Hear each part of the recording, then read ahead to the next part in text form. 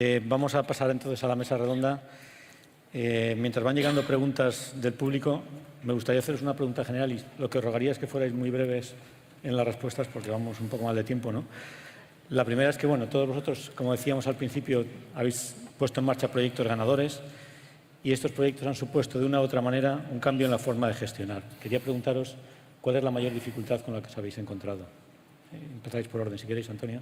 Pues para mí la mayor dificultad es sobre todo identificar el equipo, identificar las personas que están convencidas que el cambio puede traer un beneficio. Una vez que tienes las personas, el segundo paso es convencer a la dirección de que ese es el camino a tomar. Básicamente, una vez que tienes las personas y convencer a la dirección, creo que no hay barrera que se te pueda resistir. ¿Para ti, Guillermo? Si lo tuviese que resumir en una frase, diría, parecido a Antonio, con otras palabras, es tener creyentes. Pasar de que el equipo asuma el proyecto a que el equipo crea en el proyecto. A partir de ahí, todo el mundo te detecta los problemas, te aporta las soluciones y todo rueda. Bueno, yo coincido con Antonio, ya lo he dicho en la exposición. Yo, para todos los temas de la implantación, es la gestión del cambio. El ser humano, por naturaleza, tiene resistencia al cambio y cuando, sobre todo, haces una implantación de los tipos que he comentado yo, la gente siempre se siente amenazada, ¿no? Y se piensa que lo estás haciendo pues, por otros intereses que los que realmente lo haces, ¿no? Entonces, conseguir que la gente identifique, que la gente que tiene que hacerlo identifique sus beneficios, para mí es la clave del éxito. Voy a pasar a las preguntas que están llegando ya desde el público. Una para Guillermo García, que dice: ¿cómo podemos potenciar la orientación al cliente desde la logística? Lo primero es asumir desde el departamento las relaciones cotidianas con el cliente. Y es muy habitual que nos olvidemos de esa parte de la cadena de suministro y la dejemos en las áreas comerciales. La gestión de pedidos y la atención telefónica, los call centers, la atención de reclamaciones, las respuestas a las preguntas cotidianas de disponibilidad plazo son muchísimo más eficientes si lo aporta el equipo con especialistas en gestión de la demanda, pero el equipo que está al lado del que produce, del que aprovisiona, del que gestiona esas piezas. Sería un primer paso. Bien. Para Antonio, otra pregunta, y esta tiene que ver con recursos humanos, ¿no? Dice que hablas del éxito de hacer partícipes a las personas que trabajan en la empresa. ¿Cómo se realiza el seguimiento de sus iniciativas y resultados? ¿Y cómo se da la animación de sus resultados? ¿Cómo se les anima, imagino? El seguimiento de estos resultados, al menos en la empresa que yo trabajo, que es una multinacional, tenemos todo tipo de herramientas, pero la clave de esto efectivamente está en cómo reconocer a las personas. Yo inicié mi carrera profesional aquí en la fábrica de Zaragoza, trabajando en ingeniería, en operaciones y demás.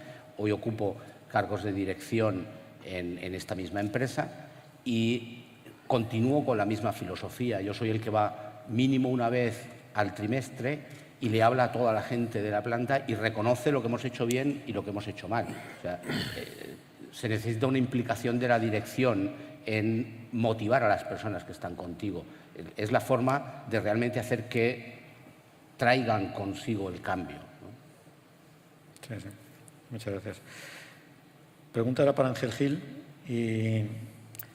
y esto tiene que ver con lo que comentó antes Josh Marinus del Día de la Logística, ¿no? Dice que hace poco, en unas jornadas, dijiste que todos sabemos aquí de la importancia de la logística, pero ninguno de nuestros hijos dice: de mayor quiero ser logístico. ¿Qué es lo que falla? ¿No sabemos venderla o explicarla como algo atractivo? Bueno, yo lo que dije es que el oficio de logístico, director de logística, no es un oficio conocido o reconocido socialmente, ¿no? Decía que ninguno de mis hijos o los amigos de mis hijos dice: yo quiero ser de mayor director de logística. No, porque no. Y bueno, pues eso, evidentemente, mientras no hagan un Masterchef de logística o un Supervivientes de logística, en cuyo caso pasaríamos a ser el oficio más deseado, como eso de momento no va a ser, Pues bueno, yo creo que es una cosa que por su propio peso tiene que ir cayendo, ¿no? Cuando las empresas identifiquen o identifiquemos que realmente lo que nos puede diferenciar de nuestra competencia no es el producto, sino la forma en que servimos nuestros productos, poco a poco la figura del logístico en cada empresa, ya no solo el logístico, sino el gestor de cadena de suministro, pues pondrá en valor su importancia. Muy bien. Bueno, otra pregunta que llega, y esta es para los tres. Nos preguntan qué actividades en concreto habéis realizado en colaboración horizontal con otras empresas. ¿Hay otras empresas o otras experiencias de éxito? ¿Y qué ahorros habéis obtenido? En mi caso, como esta colaboración horizontal en una gran multinacional se da dentro del propio grupo, porque se da entre las fábricas que hacemos el mismo tipología de producto.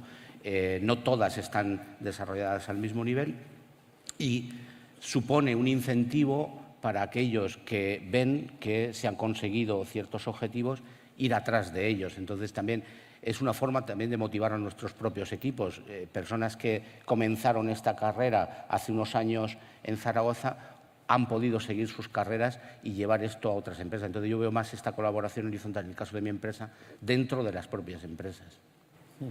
¿El resto habéis tenido experiencia de colaboración? ¿No tenéis? Sí, las más llamativas podríamos hablar del macroproyecto que durante 2 años hemos impulsado y hemos trabajado desde Alía, que sería el tren multicliente que el año pasado empezó a operar desde Zaragoza hasta el norte de Francia y que varios de los socios conjuntamente crearon un volumen suficiente de carga como para convencer a uno de los agentes ferroviarios de hacer una parada en Zaragoza. Lamentablemente, y por una de las conferencias que ayer vimos de Ramón, el factor del cambio de fuels en las rutas marítimas ha llevado al cierre de una ruta desde el norte de Francia al País Vasco, lo cual ha generado un brutal cambio de la oferta y la demanda en esta ruta y ahora mismo, debido a esa descompensación y por la necesidad imperiosa de todos los que iban en la marítima de subirse al tren, por precios se nos han comido y ya se está balanceando de nuevo, ya volvemos a tener encima de la mesa ofertas para ello. Sería en las que hemos participado la más llamativa. En paralelo, estamos cerrando este trimestre la posibilidad de si todo encajase, plantear lo mismo con el sur de Alemania. Eso sería el ejemplo que más notoriedad tuvo en Alía, pero tenemos varios más que irán saliendo. En algunos vamos a participar, María Jiménez. Bueno, en nuestro caso tenemos una experiencia de éxito que estamos ahora mismo llevándola a cabo con una empresa muy importante de Zaragoza. No la voy a citar porque sin su autorización pues no me parece correcto, pero es una importante empresa de Zaragoza que está muy cerca ubicada de nuestro almacén y compartimos con ellos carga en lo que sea arrastres de larga distancia en destinos de poca densidad de consumo. Entonces, sitios donde estábamos yendo 2 o 3 veces a la semana y pagando un camión completo, pues nos hemos juntado y lo que hacemos ahora es ir todos los días compartiendo gastos, con lo cual hemos reducido costes y hemos mejorado de una forma sustancial el plazo de servicio. Y una experiencia, que tenemos ahora mismo en marcha con estos destinos y con esta empresa de primer orden de aquí de Zaragoza. Muy bien. Un ejemplo clarísimo. Bueno, Guillermo en su presentación habló de excelencia y de éxito en logística, ¿no? Quería preguntaros si podríais resumir en 3 claves la excelencia logística, o qué se entiende para vosotros por excelencia o por éxito en logística. Como he explicado, nosotros vemos la logística un poco de forma diferente, porque para nosotros el éxito en la logística es cómo optimizar nuestros flujos productivos. Somos una empresa de ingeniería y de construcción y básicamente el éxito para nosotros se reduce a disminuir los tiempos de ciclo, identificar dónde tenemos ineficiencias, dónde podemos hacerlo mejor e invertir ahí. Para nosotros la logística es dar una visión de todo el flujo productivo y hacerlo lo más eficiente posible. Bien. Vamos a acabar con una última pregunta. No nos has dejado contestar. Ah, has bueno, dicho. perdón. Sí, para todos, ¿no? Sí, continúa. Dale, Ángel. No, a ver, yo creo que el mayor éxito de la logística es la invisibilidad.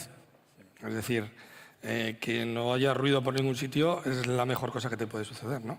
Yo, de hecho, por ejemplo, con el proyecto este de movilidad, que es un proyecto realmente bueno, pues exitoso, nadie vino a decirnos, oye, lo habéis hecho fenomenal. Nadie. A los 3 o 4 meses de la implantación, un día pregunté a las compañeras de nuestro centro de atención al cliente, digo, oye, ¿no habéis notado una reducción en el número de incidencias? Y a raíz de preguntarlo yo me dijeron, oye, pues sí es verdad, sí que es verdad, pero nadie había reparado en ello.